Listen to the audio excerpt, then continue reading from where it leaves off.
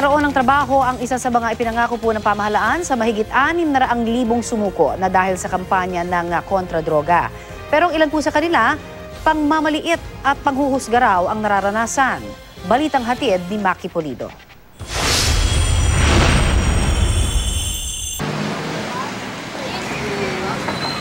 Mag-iisang buwan nang naghahanap si Julie ng trabaho.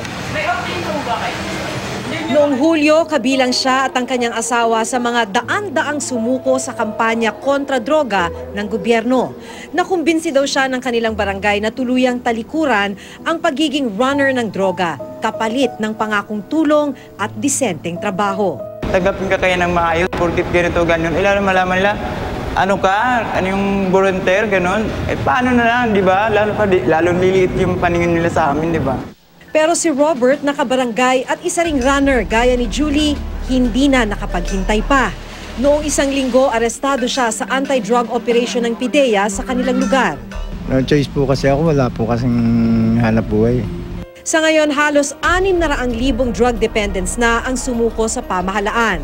Sa pangunguna ng DILG, isang interagency task force na kinabibilangan ng DOH, DSWD, TESDA, PNP at Dangerous Drugs Board ang tumutulong sa mga voluntaryong sumuko. May job profiling, skills profiling, tapos training, assessment certification, and job facilitation. Ang TESDA facility kasi is open to all. Walang dinidiscriminate yan kung siya ay IP, kung siya ay drug dependence. Kaya mga judicial at medical record ng mga voluntaryong sumailalim sa isang rehab program mananatiling confidential at hindi maaaring gamitin laban sa kanila. Yun nga lang, mahirap daw masabi kung ilan sa kanilang mga nangangailangan ang mabibigyan o makakahanap ng trabaho. Ang problema raw kasi, it's the social stigma. Pero there are a lot of drug dependents na highly functional that they are very productive in society.